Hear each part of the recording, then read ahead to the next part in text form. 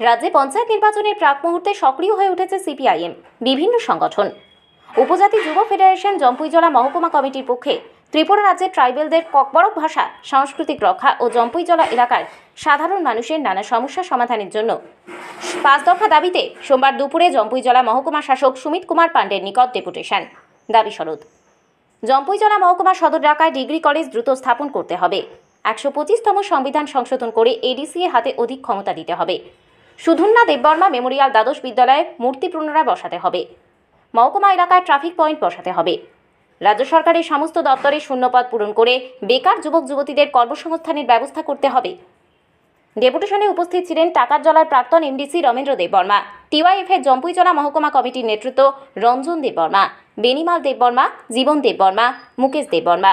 উক্ত দাবিগুলি পূরণ হলে বৃহত্তর আন্দোলনে যাওয়ার ঘোষণা দিলেন এই দিনে ডেকোরেশনকালে সিপিআইএম শাখা সংগঠনের নেতারা। প্রথমত তিনি সাব ডিভিশনের কাছে ডিগ্রি কলেজ মা খুলনায় আর সুদর্ণ মেমোরিয়াল হাই স্কুল আগে সুদর্ণ দেববর্মা মুঙ্গি যে মূর্তি দंमानि आ मूर्ति ताल नक तांगनफोराबो सुखनफोराबो ताइसा मा हासोनाय ताइ बेकार रंनि जे कर्मसंस्थाननि व्यवस्था मा खालायनाय ताइ एडिसिनि आगते अधिक क्षमता ताइ भिलेज काउन्सिलनि इलेक्शन जाते अति सत्तर खायनि बागैनो तिनि डेपुटेसन सारनि थाने तिनि एसडीएम नि थाने तिनि আজকে ১লা জুলাই ২০২৪ আজকে থেকে ৩টা ক্রিমিনাল ল যেটা চেঞ্জ হয়েছে, যেমন সিআরপিসি, আইপিসি এবং এভিডেন্স অ্যাক্ট, এর পরিবর্তে ৩টা নতুন আইন যেটা আজকে থেকে লাগু হইব। যেমন আইপিসির বদলে হয়েছে বিএনএস মানে ভারতীয় ন্যায় সংহিতা, আর সিআরপিসির পরিবর্তে যে আইনটা হয়েছে বিএনএসএস মানে ভারতীয় নাগরিক সুরক্ষা সংহিতা, আর ইন্ডিয়ান এভিডেন্স অ্যাক্ট যেটা ছিল এটা হইতেছে গিয়া ভারতীয় সাক্ষ্য অধিনিয়ম। ৩টা ক্রিমিনাল ল আজকের থেকে নতুনভাবে চলব, ওইটারে নিয়ে আসে এটা এবং দ্য পাবলিক এবং যারা এখানে রেসপেক্টেবল পার্সন আছেন, সিনিয়র সিটিজেন আছেন, এলাকার সাধারণ নাগরিকদের নিয়ে আমাদের একটা অ্যাওয়ারনেস প্রোগ্রাম হইল আজকে থানাতে, এবং তাদেরকে আমরা এটা জানাইলাম যে আজকের থেকে নতুন এই যে ক্রিমিনাল লগুলি চালু হইব এবং এই নতুন লতে নাগরিকদের সুবিধার্থে কি কি প্রভিশন আছে এবং কীভাবে প্রসিডিউরগুলি এটা আমরা সংক্ষিপ্ত তাদের সঙ্গে আলোচনা করব।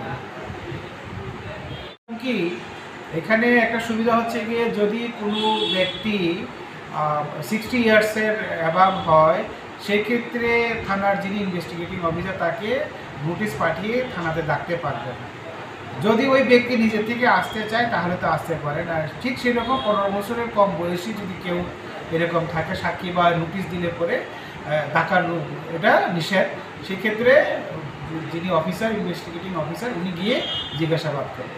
আরেকটা সুবিধা হচ্ছে গিয়ে যে কোনো ব্যক্তি সে ইমেলের মাধ্যমে কমপ্লেন করতে পারে, সে যে কোনো জায়গা থেকে কমপ্লেনটা পাঠিয়ে দিলে পরে থানার যিনি অফিসার ইনচার্জ থাকবেন এটা প্রিন্ট আউট করে সেটা এফআইআর মানে রেজিস্টার করবে, প্রোভাইডেড সেখানে ওই ব্যক্তিকে উইদিন 72 আওয়ার্স মানে 3 দিনের মধ্যে এসে তার সাইন করতে হবে। এই প্রভিশনটা এই নতুন আইনের মধ্যে আছে। আর যেটা জিরো এফআইআর, যেটা যে কোনো জায়গা থেকে যে কোনো ব্যক্তি ঘটনা যে কোনো জায়গা থেকে হোক, সে যদি মনে করে সাপোজ আরকিপুর থানায় কমপ্লেন করবে, সে আরকিপুর থানাতে কমপ্লেন করতে পারে। সেক্ষেত্রে থানার ওসি এটাকে রেজিস্টার করে জিরো এফআইআর করে যে থানার আন্ডারে মানে কমপ্লেনটা মানে অপরাধটা সংঘাতিত হয়েছে সেখানে পাঠিয়ে দেবে।